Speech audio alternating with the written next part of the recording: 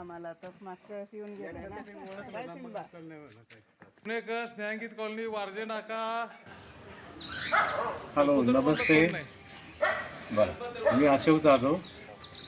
आमचा ग्रुप पुण्यावरनं आला आहे आणि सरांना भेटण्यासाठी त्यांच्या रिसॉर्टवर आलो.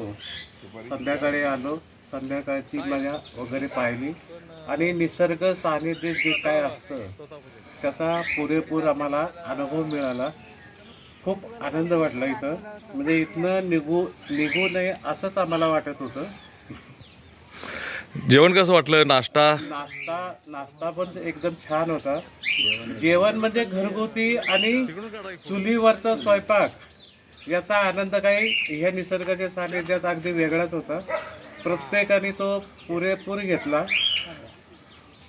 आणि छान वाटलं की इथं परत यायला इच्छा होती असं प्रत्येकाचं मन झालं.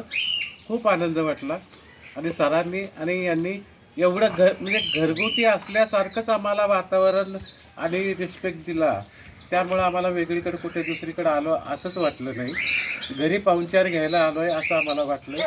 सगळ्यांची साथ आणि संबंध चांगली होती. ठीक आहे, थँक्यू. ओके.